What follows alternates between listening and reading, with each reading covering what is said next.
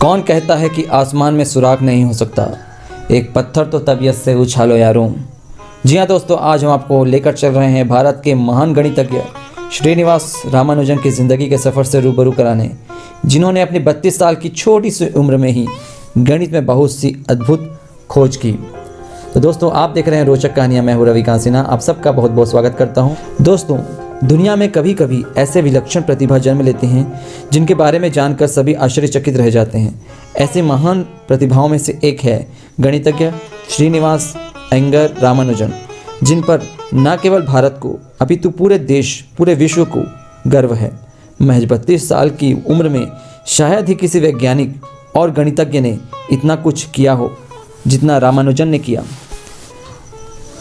आश्चर्य की बात यह है कि बिना किसी विशेष औपचारिक शिक्षा के बावजूद उन्होंने खुद की मेहनत और लगन से गणित के क्षेत्र में ऐसी विलक्षण खोजें की जिससे क्षेत्र में उनका नाम हमेशा के लिए अमर हो गया। उन्होंने अपना पूरा जीवन गणित को समर्पित कर दिया और पूरा जीवन संघर्ष करते रहे। रामानुजन बचपन से ही विलक्षण प्रतिभा के धनी थे। आपको यह जानकर हैरानी होगी कि इन्होंने स्वयं गणित सीखा और अपने जीवन काल में गणित के 3884 थ्योरम्स का संकलन किया।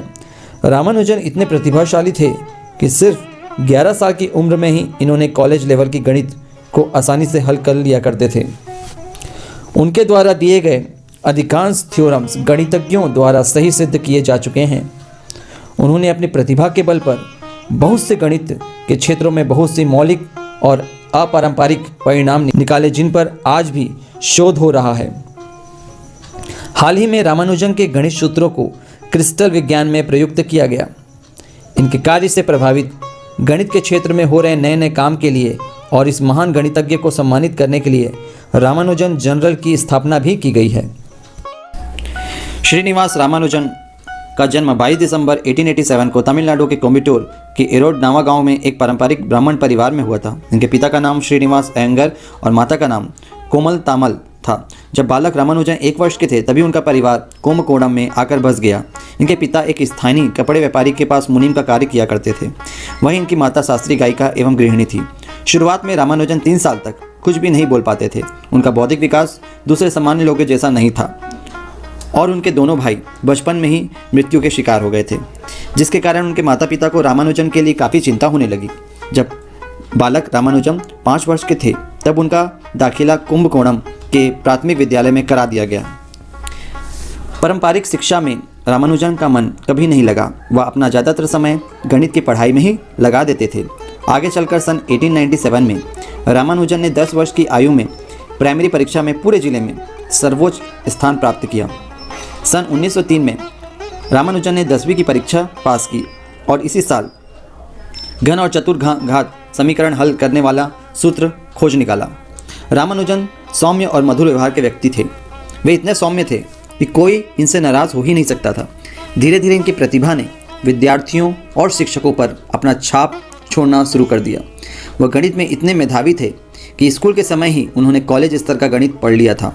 हाई स्कूल में परीक्षा में इन्हें गणित और अंग्रेजी में अच्छे अंक लाने के कारण छात्रवृत्ति मिली, जिसमें कॉलेज की शिक्षा का रास्ता आसान हो गया। उनके अत्यधिक गणित के प्रति रुझान उनकी शिक्षा में ही बाधा बन गई। दरअसल उनका गणित के प्रति रुझान इतना बढ़ गया था कि उन्होंने दूसरे विषयों को पढ़ना ही छोड़ दिया था और दूसरे विषयों की कक्षाओं में भी वह गणित भी पढ़ते थे और प्रश्नों को हल किया करते थे। इसका परिणाम यह हुआ कि 12वीं की परीक्षा में गणित को छोड़कर अन्य सभी विषयों में वे फेल हो गए, जिसके कारण उनको मिलने वाली जो छात्रवृत्ति है वो भी बंद हो गई। उनके परिवार की आर्थिक स्थिति पहले से ही ठीक नहीं थी और छात्रवृत्ति बंद होने के कारण और कठिनाइयाँ बढ़ गई। घर की आर्थिक स्थिति सुधारने के लिए रामानुजन ने गणित के ट्यूशन और कुछ अकाउंट्स का काम भी किया। वर्ष 1960 में उन्होंने 12वीं की प्राइवेट परीक्षा दी, लेकिन इस बार भी वे अनुत्तीर्ण रहे। इस असफलता के साथ उनकी पारंपरिक शिक्षा भी समाप्त हो गई। 12वीं की परीक्षा में फेल होने के बाद कुछ वर्ष उनके लिए बहुत ही हताशा और गरीबी से भरे थे। इस दौरान रामानुजन के पास ना कोई नौकरी थी और ना ही किसी संस्थान अथवा प्रोफेसर के साथ काम करने का अनुभव।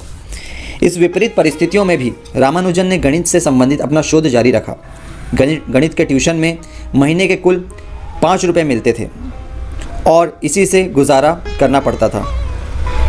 यह समय उनके लिए बहुत ही कष्ट और दुखों से भरा था। उन्हें अपने भरण पोषण और गणित की शिक्षा को जारी रखने के लिए इधर उधर भटकना पड़ा। लोगों से सहायता की मिन्नतें करनी पड़ी। इधर रामानुजन बेरोजगारी और गरीबी से जूझ रहे थे कि इनकी माता ने इनका विवाह जानकी नामक कन्या से करा दिया। आर्थिक तंगी और पत्नी की बड़ी जिम्मेदारी से को पूरा करने के लिए नौकरी की तलाश में मद्रास चले गए।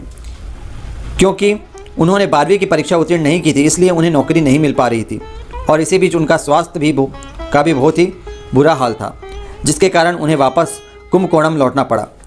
स्वास्थ्य ठीक होने के बाद वे दोबारा मद्रास गए और कुछ संघर्ष के बाद वहाँ के डिप्टी कलेक्टर श्री रामास्वामी अय्यर से मिले, जो गणित के बड़े विद्वान थे। अय्यर ने उनकी दुर्लभ प्रतिभा को पहचाना और अपने जिला अधिकारी रामचंद्र से कहकर उनके लिए 25 रुपये मासिक छात्रवृत्ति का प्रबंध करा दिया। 25 रुपये की छात्रवृत्ति पर रामानुजन ने मद्रास में ही रहकर 1 साल यहाँ पर रहकर उन्होंने अपना प्रथम शोध पत्र यानी research paper journal of Indian mathematical society में प्रकाशित किया। इसका शीर्षक था बर्नौली संख्याओं के कुछ गुण। जिला अधिकारी रामचंद्र राव की सहायता से उन्होंने मद्रास पोर्ट ट्रस्ट में क्लर्क की नौकरी कर ली। इस नौकरी में उन्हें गणित के लिए पर्याप्त समय मिल जाता था। रामानुजन का शोध कार्य धीरे धीरे आगे बढ़ ही रहा था। अभी स्थिति ऐसी थी कि बिना किसी अंग्रेज गणितज्ञ की सहायता के शोध कार्य को आगे बढ़ाया नहीं जा सकता था। रामानुजन ने कुछ शुभचिंतकों और मित्रों की सहायता से अपने कार्यों को लंदन के प्रसिद्ध गणितज्ञों के पास भेजा, पर इनसे कुछ विशेष सहायता नहीं मिल पाई।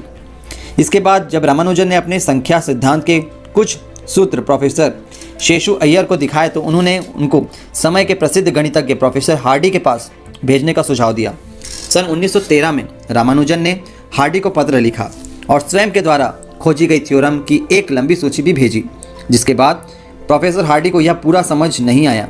फिर उन्होंने अपने शिष्यों और गणितज्ञों से सलाह ली। तब उन्होंने कहा कि रामानुजन गणित के क्षेत्र में बड़े दुर्लभ व्यक्ति हैं।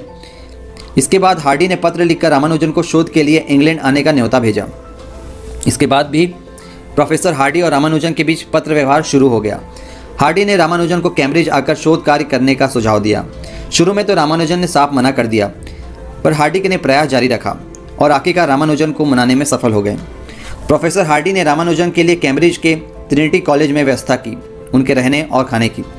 यहाँ से रामानुजन के जीवन का एक नया युग आरंभ हो गया। और इसमें प्रोफेसर हार्डी का एक बहुत ही महत्वपूर्ण और बहुत ही इम्पोर्टेंट हिस्सा है और बहुत ही इम्पोर्टेंट भूमिका है। रामानुजन और प्रोफेसर हार्डी की यह मित्रता दोनों ही के लिए लाभप्रद सिद्ध हुई और दोनों ने एक दूसरे के लिए पूरा काम किया। रामानुजन ने प्रोफेसर हार्डी के साथ मिलकर कई शोध पत्रों को प्रकाशित किया और इनके एक विशेष शोध के लिए कैम्ब्रिज विश्वविद्यालय ने इन्हें BA की उपाधि दे दी, जो उन्हें अब तक नहीं मिल पाई थी। सब कुछ ठीक चल रहा था। इसी बीच इंग्लैंड की जलवायु, वहाँ का रहन सहन, वहाँ की भाषा, वहाँ की शैली और वहाँ की जो लाइफ स्टाइल है, उसको रामानुजन एडॉप्ट नहीं कर पाए। उनका स्वास्थ्य खराब होने लगा। डॉक्टरी जांच के बाद पता चला कि उन्हें TB रोग है।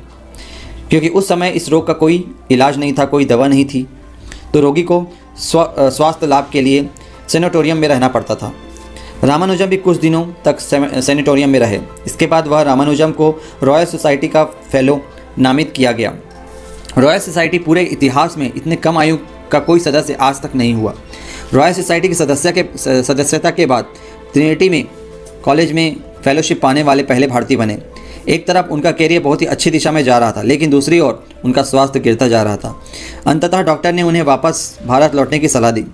अंततः 27 फरवरी 1919 को उन्हें भारत लौटना पड़ा। भारत आने पर इन्हें मद्रास विश्वविद्यालय में प्राध्यापक की नौकरी मिल गई और वे अध्यापन और शोध कार्य में पुनः रम गए। भारत लौटने पर भी इनके स्वास्थ्य में कोई सुधार नहीं हुआ। इनकी हालत और भी गंभीर होती चली गई। उनका अंतिम समय नज़दीक आ गया था।